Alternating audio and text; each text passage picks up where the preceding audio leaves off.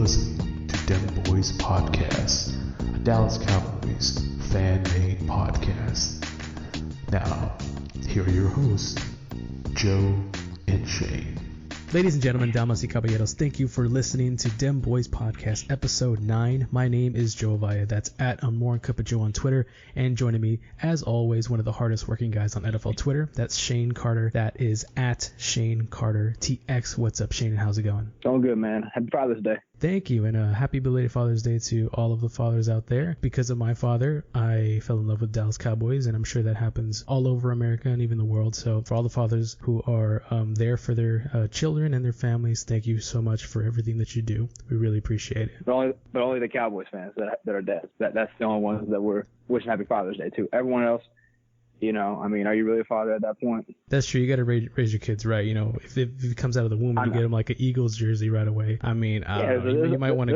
There's a moral compass, yeah. Exactly. You might want to rethink your parenting skills there.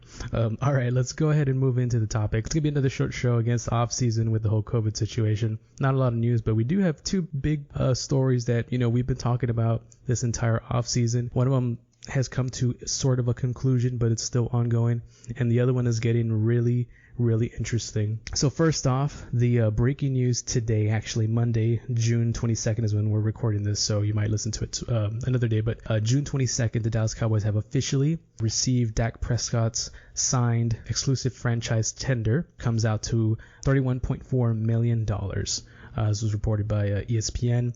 The two sides have until July 15th to work out a long-term deal. Otherwise, one cannot be done until after this coming season. News of Prescott's intention to sign the tender first broke on Sunday, but he actually signed the tender on Monday, today, the 22nd. Cowboys owner Jerry Jones and Executive Vice President Stephen Jones have repeatedly expressed their belief that Prescott is going to be the team's quarterback for the future. He's going to be here to stay, and then he's capable of leading the franchise back to a Super Bowl. Prescott, who turns 27 on July 29th, has said multiple occasions that he never wanted to leave the Cowboys. I think that's pretty clear that the holdout situation was never going to happen, and the franchise tag is basically the worst case scenario. Yeah, I think this indicates two things. You know, I've been on the side that it's going to get done before July 15th. I still believe that it will. What Dak is seeing, because he's part of these negotiations, even though it's his agent doing the negotiating, him signing the tender says, okay, we're going to get this done, but I want to make sure at the very least, if it can't get done in the last possible second, I'm at least locked in for the season. You know, because Dak, like you said, he had no intention of playing anywhere else. He grew up a Cowboys fan. He's the Cowboys quarterback, and, he wanted to make sure it stayed that way. He was never going to hold out. This one like a Le'Veon Bell, or, fill in the name here. Dak wanted to stay. Dak knows the deal is going to get done. It's just a matter of when. I'm still believing that it'll get done before July 15th, but at the very least, we know for 2020 he'll be in Dallas. Now, the other thing this tells me is that I'm gonna be a belief that it'll get done, but it also tells me that maybe we've seen conflicting reports that both sides ain't on the same page. We've also seen reports where it's closer than people think. I'm starting to think that the latter is more correct, and maybe we're not as close as we thought. I mean, you and I each have different sources that we follow, and we kind of like come to expect, okay, I can believe them a lot more than them, whoever it is you choose. I'm starting to think that even though this deal is going to get done eventually, it might not get done this summer, which would be a bummer because, I've been very vocal. I've been very vocal about giving Dak his extension now. I was pulling for them to get an extension back March of 2019 after the 2018 season, because at that time the market for a quarterback wasn't as high as it was now. They could have saved themselves like $8-9 million a year if they had got this done ahead of time, but they didn't. Yeah, they missed their chance. And then they did. They had a window of opportunity. If they had signed him to a long-term deal after his third year, then they probably could have avoided it. Now Dak obviously said no. I'm gonna bet on myself going to my fourth year, and I'm gonna have a good season. Now he didn't have a good win-loss record. He had 8-8, which is not bad, not good. It's 8-8, but he has the best statistical year of his career, and so he earned it as far as playing as a quarterback goes. I think it's ironic people talk about he's not a good quarterback. When he wins, he doesn't always put up these huge numbers because he's doing the right thing. He doesn't always throw for 300 yards. Sometimes he'll throw for 250 and run for 40 and they'll win, even if he doesn't like Aaron Rodgers that numbers. People think you have to have Aaron Rodgers Peyton Manning type numbers to be a top quarterback. And the thing is, when he puts up numbers and they don't win, they still blame him. So what are you telling me here? Is he a good quarterback or ain't he a good quarterback? It's one or the other. And when he puts up numbers and they don't win, y'all blame him. When he puts up bad numbers and they win, it's despite of him. So what is it? Exactly. He's going to have haters no matter what. I'm glad this happened. It eases, Cowboys fans in knowing that we're going to have our starting quarterback if there is a season. Because, before this, technically, you may say that Andy Dalton was the starting quarterback, technically. But it's official now. You didn't have faith in Ben DiNucci? You didn't have faith in DiNucci? I mean, I don't know, man.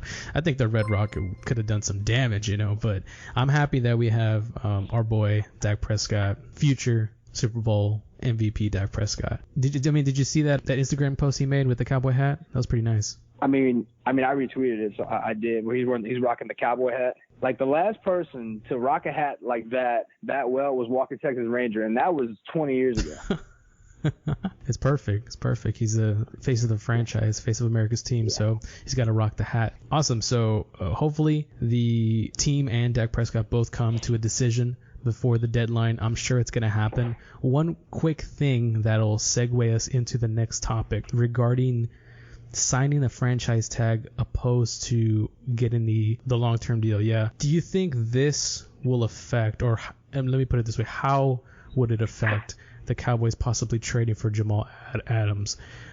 Does Dak keeping the franchise tag and not signing the long-term deal make it a more difficult situation for that to happen? Because if he signs the long-term deal, wouldn't the Cowboys have more room in their cap? Well, as far as like Jamal Adams is concerned, in terms of like if they wanted to like play him on the franchise tag, Jamal Adams has already said that if he was traded, he would play his final year on his rookie deal and worry about an extension next offseason. So that would help out at the very least for this year, because his cap hit this year on the Jets is $7.17 million, and his base salary is only $825,000. He's on his rookie deal. I think if we look at Dak, his like you said, his cap hit is $31.4 million.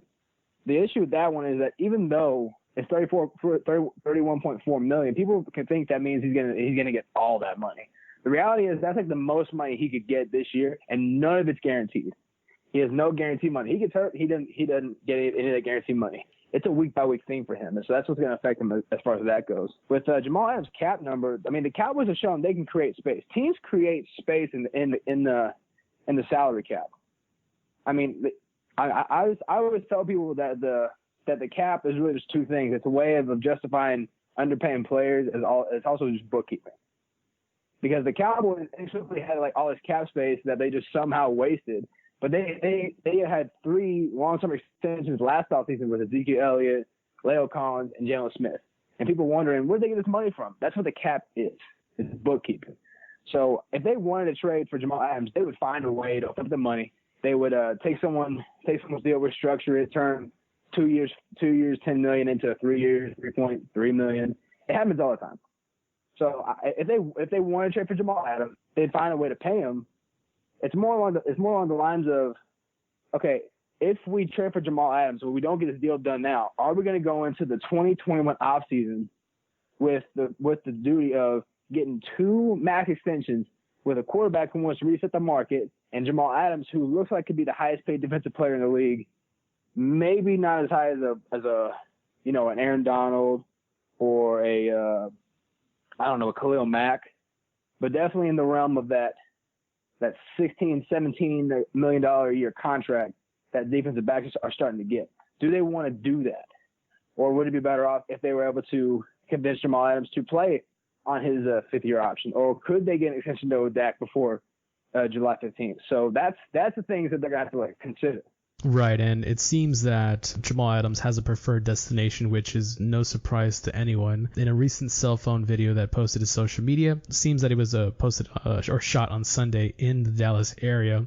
A fan spotted Adams in his Mercedes, that nice-looking G-Wagon, all iced out. He asked him, "You coming to Dallas?" And Adams replied, "I'm trying, bro." So, that tells you right there that, not just because he grew up in the Dallas area. He attended Hebron High School in Carrollton, Texas, only 31 miles from AT&T Stadium. But he's been it's no secret that he's been a Cowboys fan his whole life. He's retweeting pictures, he's liking pictures on Instagram of him edited in a Cowboys uniform. So he has a preferred destination. It was reported that there's up to 7 teams that he would like to be traded to, which they're all like, good teams, including the Chiefs, Ravens, and in the upper echelon in the NFL. Why would teams want to play for the Ravens or the Chiefs? I wonder why.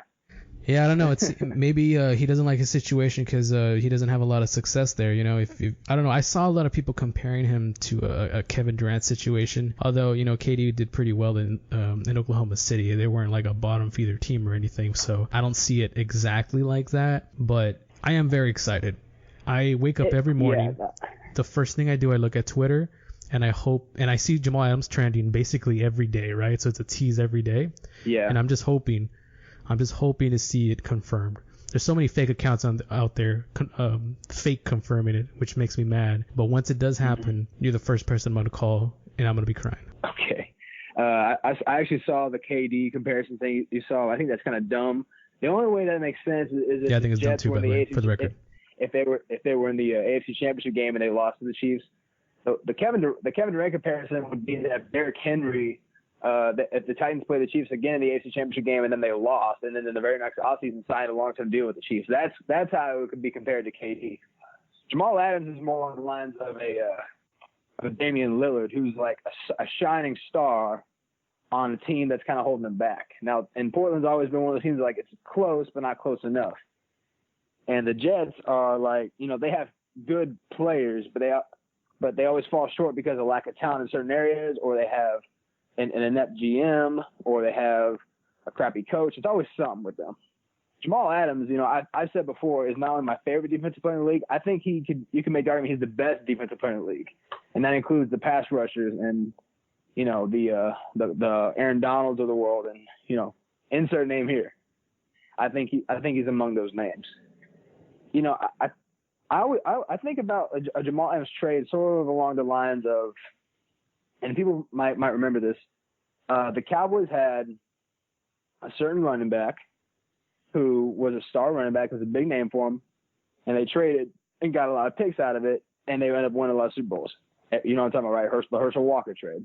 Yeah, this would kind of be the opposite of that, because at the time the Cowboys were a crappy team who had a good player, and they traded and got a lot of assets out of it, and they won a lot of games. The Jets are, if they're going to move on, first of all, they haven't even allowed him to seek a trade partner.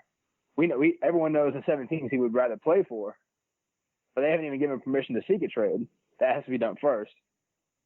But also we have to wonder, how much will he cost? Everyone, and I don't know where this whole, and just to put this out there, I don't know where the whole Michael Gallup thing came out of. And that came out of nowhere. There's no way the Cowboys are going to trade Michael Gallup. He's among their starting trio, arguably the best trio in the game, and he's actually the cheaper option. They just paid Amari Cooper. Michael Gallup is a third-round receiver who's getting paid like it, but he's outplaying his contract, and they just drafted CeeDee Lamb. They don't want to ruin that before they can see it come to fruition. That's not going to happen. Right. I think they just came out because there's, because we drafted CeeDee Lamb, so they're like, we have an extra really, really good receiver. Yeah, he's expendable, which in reality in today's NFL, you want to have, 3 receivers, especially 3 top-tier receivers. Yeah, and if the Cowboys win the Super Bowl this year, people are going to say, it's because Dak had weapons, but no one said a thing when Peyton Manning went to all those Super Bowls, and always, this is true. Right. Every Super Bowl that Peyton Manning went to, he always had multiple Pro Bowlers on his offense, right? So, here's the thing: you can have all these weapons that have a crappy quarterback and waste them. If Dak takes him to the Super Bowl, he had a huge thing to do with it because the quarterback is the most efficient on the field. If they trade for Jamal Adams and they're able to create some space, it's not going to be because they traded Michael Gallup. They might trade 2, maybe 3 picks for him, depending on how high they are. But we need to get that out the way. I think you and I both agree Michael Gallup ain't going anywhere. All right, he's going to stay there. If they're going to trade any player, it would be a player who had an expendable contract, who filled a need that the Jets couldn't fill, and it also meant that they were able to save a draft pick. So I think maybe a player like I can see Connor Williams. I don't know if they'll do it. That's someone who I could see.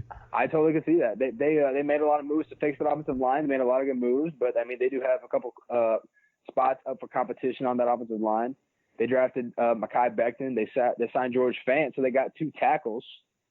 They signed that other Connor McGovern, the center from Denver, so they have a center. And now they have some competition at the guard position. If they were able to trade and include Connor Williams in that trade, assuming they did that, that would definitely make things a lot more interesting, because I think you can argue that, Connor Williams is a better guard than anything the Jets have among their guards right now, assuming he's healthy. So the first thing that's going to happen is that Jamal Adams needs to have a trade to seek a trade, and then it be granted. Second thing is both teams have to evaluate how much they value Jamal Adams. Third thing that needs to happen is if they pull the trigger. The Jets are like, okay, we're not getting a contract done. He wants to go to Dallas. We'll call Dallas and see how much they really want him. If the Jets call Jerry and they say, hey, we want your first next year, that's still reasonable. And then they start moving along. We want another first. You come at 2 firsts. You're telling me they want like a Jalen Ramsey type trade. And I think everyone agrees that was a bad trade. Because the 100%. I don't think you give up 2 firsts unless it's for a quarterback, no matter what. Or you're moving up to get like the first pick. Yeah. The only players you trade first for, like you said, quarterback, I would throw in blindside left tackles and edge rushers, like those elite positions. You always need a pass J.J. Watt in his prime, Aaron Donald, players like that, though. Yeah. Yes, those guys you could justify trading those multiple picks for. Khalil Mack is another. Yeah, that's perfect. Yeah, perfect. Right. But Jamal Adams, they're gonna the Cowboys can be like, hey, we like Jamal Adams. We don't want to trade 2 first-round picks for him. I think once you say, okay, we'll give you a first, but we also want a third. Now we're talking about more of a realistic possibility, because now it could be like, okay, we'll give you a third, but it'll be the year after. First next year, third year after. So a 2021 first, 2022 third. That's when we're starting to get more interesting, because that's a little more realistic. They gave him 2 picks to build their future, and that's also the 2 years that the Cowboys would realistically have Jamal Adams if he played on his rookie deal and his 5th-year option, right? Because that means like that they filled the Jets filled the need. They got the years out of it, and the Cowboys got 2 years out of it as well. That's when we're starting to see more realistic numbers. As soon as they start pulling these crazy, we want 2 firsts, a 5th, a 4th, and some of your mama's lasagna, whatever she's cooking, like that's when it starts to get a little crazy. And that's when I think we all like see, okay, the trade just fell apart. It wasn't going to happen. Yeah, well, I think they got plenty of time, At this point, Jamal Adams seems that he does not want to be in New York. He's pretty much done with the team, with the organization. I feel bad for the fans. I mean, he's obviously, every Jets fan's favorite player. I mean, I guess you could argue maybe Sam Darnold, but if you're a Jet fan, you probably have a Jamal Adams jersey at this point. So it's kind of sad for them to see their best player, not want to be on the team. But at the same time, the franchise hasn't really helped him out, right? Adam Gase hasn't done a great job.